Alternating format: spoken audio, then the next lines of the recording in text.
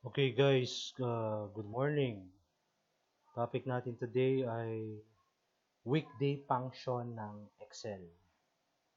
So based na given example dito sa screen natin, the date is March 19, 2020. Okay? Ngayon, yung date na to, gusto nating alamin yung 19 na to, anong araw ba yung tatamaan niya? Anong araw siya sa loob ng isang linggo? Para makuha natin siya, puntahan nyo lang yung cell address B2. Then, i-type natin equals weekday.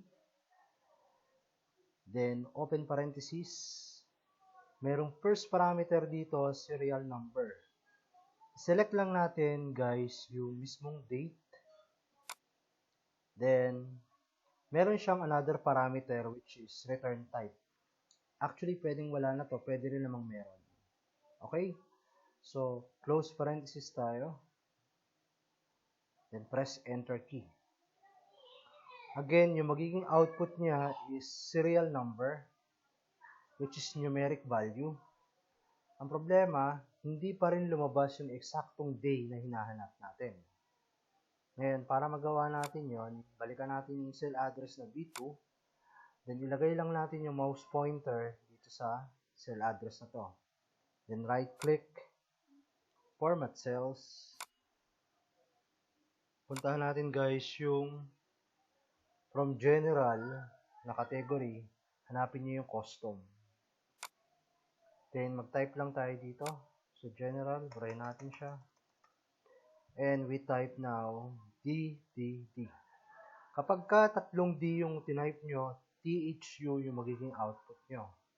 However, kapag nagdagdag tayo ng isa pang D, yung buong word na Thursday yung i-output niya. Okay? So, click lang yung OK.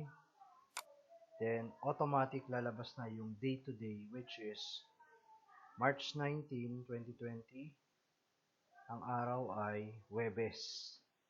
Magdagdag tayo ng date ngayon. So, autofill ako dito. Okay, nakuha na natin dito. So, mag-autofill na rin ako. And finally, isa pa. And autofill lang ulit. Okay, so,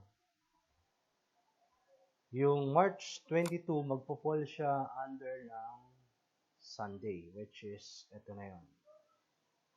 Okay guys, so ganun lang po gamitin yung weekday ng Excel.